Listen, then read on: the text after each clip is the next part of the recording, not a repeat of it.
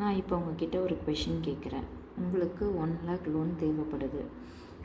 Time duration வந்து 1 year. 1 இயருக்கு தேவைப்படுது. உங்கள் வில்லேஜில் வந்து ₹2 வட்டிக்கு ஒருத்தர் கொடுக்க ரெடியாக இருக்காங்க.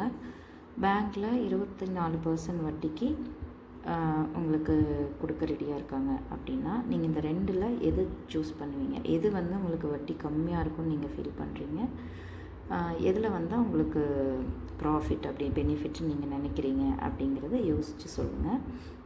அதுக்கு முன்னாடி நான் ஒரு சின்ன கால்குலேஷன் சொல்கிறேன். அதுக்கப்புறம் நீங்கள் யோசித்தது கரெக்டாக இல்லையா அப்படிங்கிறத நம்ம பார்க்கலாம். சரியா? ஃபஸ்ட்டு வந்து ₹2 வட்டி இல்லை அப்படின்னா என்ன மீனிங் அப்படின்னா, ஒவ்வொரு ₹100க்கும் ₹2 வட்டி. அதாவது ₹100 லோன் வாங்குறீங்கன்னா ₹2 வந்து நீங்கள் வட்டி கொடுக்கணும் மாதம்.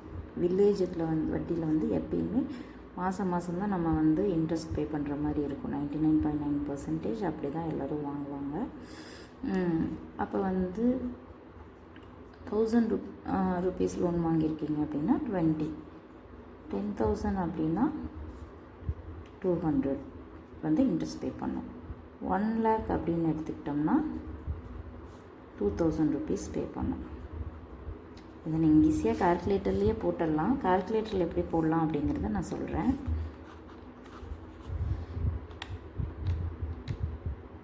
$1 lakh into 2% போட்டிங்கன்னா 2000. இது வந்து மந்த்லி 2000 வந்து நம்ம இன்ட்ரெஸ்ட் பே பண்ணுறது. அப்போ நமக்கு 1 இயருக்கு தேவையில்லையா? அப்போ 2000 மந்த்லி. அப்போ 12 months, ஏன்னா 1 இயருங்கிறதுனால 12 monthsக்கு 24,000 வந்து நமக்கு இன்ட்ரெஸ்ட்டு.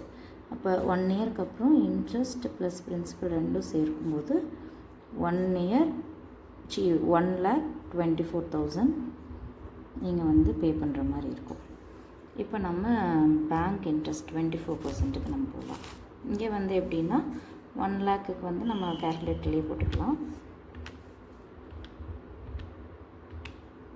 1 lakh into 24% போட்டிங்கன்னா 24,000.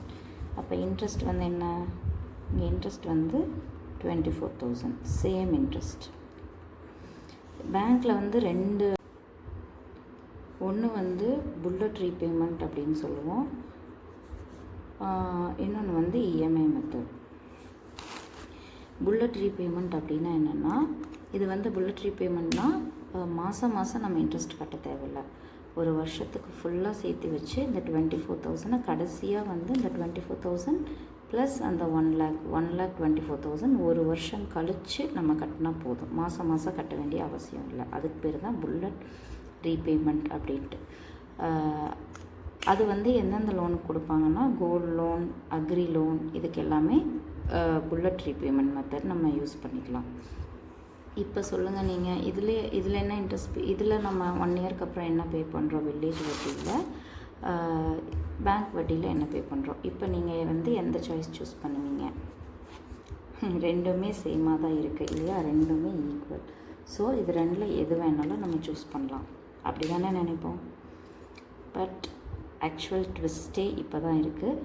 என்னென்னா, இப்போ 24% பேங்க் வட்டி போட்டிருக்கேன் இல்லையா? எந்த ஒரு பேங்க்கும் எந்த ஒரு லோனுக்கும் 24% இன்ட்ரெஸ்ட்டுங்கிறது கிடையாது. மேக்ஸிமம் பர்சனல் லோனுக்கு 15% அதிகபட்சம். அதுக்கு மேலே இன்ட்ரெஸ்ட் லோன் வந்து கிடையாது. 24%ல் எங்கேயுமே கிடையாது. ஸோ அதிகபட்சம் நீங்கள் கோல்டு லோனே எடுத்துக்கிட்டாலும் 9%லேருந்து 12% வரைக்கும் தான் வந்து 9%லேருந்து 12% வரைக்கும் தான் மேக்ஸிமம் கோல்டு லோன் வந்து கொடுக்குறாங்க பேங்க்கில். இப்போ நம்ம 12% அப்படின்னு எடுத்துக்கிட்டோம் அப்படின்னா கால்குலேட் பண்ணோன்னா இன்ட்ரெஸ்ட் என்ன வரும்? 24%க்கு 24,000, 12%க்கு 12,000 வரும். அப்போ பார்த்திங்கன்னா நீங்கள் வந்து எவ்வளோ கட்டுற மாதிரி இருக்கும்? 1,12,000 கட்டினா போதும். கிட்டத்தட்ட இன்ட்ரெஸ்ட் வந்து பாதிக்கு பாதி. இங்கே 24,000, இங்கே வந்து உங்களுக்கு 12,000. இன்ட்ரெஸ்ட் வந்து பாதிக்கு பாதி குறையுது. ஸோ இப்போ எந்த ஆப்ஷன் சூஸ் பண்ணுவீங்க? இதுதான் பெஸ்ட் சாய்ஸ். அதுவும் இல்லாமல் இது வந்து மாதம் நம்ம கட்டுறோம் அப்படிங்கும்போது நமக்கு இன்னுமே வந்து லாஸ் தான். ஸோ இதுதான் பெஸ்ட் ஆப்ஷன். இன்னொரு விஷயம் என்னென்னா, நம்ம வில்லேஜில் வாங்குகிற வட்டிக்கு வந்து 1 மந்த் நம்ம கட்டாமல் விட்டுட்டோம் அப்படின்னா இன்ட்ரெஸ்ட்டுக்கு இன்ட்ரெஸ்ட் போடுவாங்க, வட்டிக்கு வட்டி போடுவாங்க. அந்த மாதிரிலாம் இருக்குது. பேங்க்கில் அந்த மாதிரிலாம் இல்லை. ஒரு ஸ்மால் பெனால்ட்டி அந்த மாதிரி வரும். மற்றபடி வட்டிக்கு வட்டி அந்த மாதிரியெல்லாம் இருக்காது. இதுவே வந்து இஎம்ஐ ஆப்ஷனுக்கு போனீங்கன்னா, இதில் பேங்க்கில் வந்து இஎம்ஐ ஆப்ஷன் இருக்குது சொன்னால, இஎம்ஐ ஆப்ஷன் போனீங்கன்னா இந்த 12,000 வராது. இதை விட இன்னும் கம்மி பண்ணி நம்ம கட்டினா போதுங்கிற மாதிரி தான் இருக்கும். ஏன்னா மந்த்லி நம்ம இஎம்ஐ கட்டுறோம் அப்படிங்கும்போது அது வந்து இன்ட்ரெஸ்ட் ப்ளஸ் பிரின்சிபல் அசல்லையும் கொஞ்சம் கொஞ்சம் கட்டிக்கிட்டே வரும். இப்போ ஃபஸ்ட்டு மாதம் கொஞ்சம் அசல் கட்டுறோம், ஒரு 1000 அசல் கட்டுறோம் அப்படின்னா நெக்ஸ்ட் மாதம் வரும்போது 99,000க்கு மட்டும்தான் நம்ம இன்ட்ரெஸ்ட் போடுவோம். அப்படிங்கும்போது உங்களுக்கு கடைசியாக வரும்போது ரொம்ப கம்மியாக வரும். உங்களுக்கு வேணும்னா சொல்லுங்கள், நான் இஎம்ஐ ஆப்ஷனை வச்சும் ஒரு வீடியோ போடுறேன். அதோடு சேர்த்து இதையும் நான் உங்களுக்கு சொல்லிடலான்னு நினைக்கிறேன். இப்போ வந்து வில்லேஜில் 2 ரூபா வட்டி அப்படின்னு சொல்கிறாங்கன்னா, அதில் பேங்க்கில் எவ்வளோ % வட்டி அப்படின்னு எப்படி கால்குலேட் பண்ணலான்னா, இது வந்து மாதம் 2 ரூபா வட்டி. அப்போ வருஷத்துக்குங்கும்போது × 12 அவ்வளோதான். இப்போ எக்ஸாம்பிளுக்கு 2 × 12 24 24% வட்டி பேங்க்கில். இப்போ 50 பைசா வட்டி அப்படின்னா அதுவும் அதே மாதிரி தான், ரொம்ப ஈஸி. 0.50 50 பைசா × 12 போட்டிங்கன்னா 6%. 25 பைசா வட்டி அப்படிங்கும்போது அதுவும் அதே மாதிரி தான், 0.25 × 12 போட்டிங்கன்னா 3%. பேங்க் வட்டி கணக்கில் அது 3%. அதே மாதிரி தான் 75 பைசானா × 12 போட்டிங்கன்னா 9% வட்டி. 1 ரூபா வட்டின்னா 18% × 12. அதே மாதிரி தான் இவ்வளோ 80 பைசாவாக இருந்தாலும் 0.80 × 12 எவ்வளோக்கு வேணுமோ நீங்கள் அந்த மாதிரி போட்டுக்கலாம். பர்சன்டேஜ் கால்குலேட் பண்ணி போட்டுக்கலாம். பேங்க்கில் வந்து எப்பயுமே இயருக்கான பர்சன்டேஜ் தான் கொடுத்துருப்பாங்க. இது வந்து மாதத்துக்கான பர்சன்டேஜ். அதே மாதிரி இப்போ பேங்க் வட்டி டு வில்லேஜ் வட்டி எப்படி கால்குலேட் பண்ணுறது நீங்களே யோசிச்சு சொல்லுங்கள். ஓகே, நான் சொல்கிறேன்.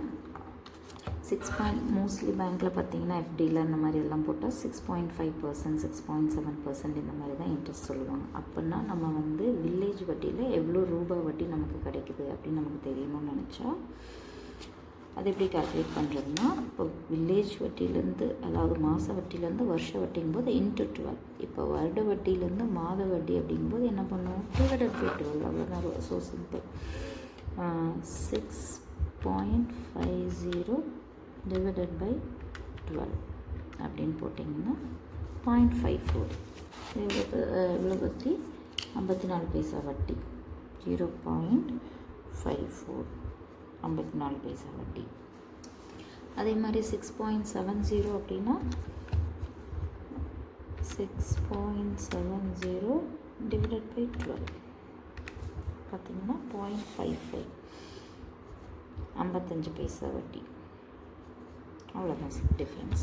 அதே மாதிரி 7%க்கு என்ன அப்படிங்கிறத நீங்களே கால்குலேட் பண்ணி, அதே மாதிரி 7%க்கு என்னங்கிறத நீங்களே கால்குலேட் பண்ணி எனக்கு சொல்லுங்கள். தேங்க்யூ.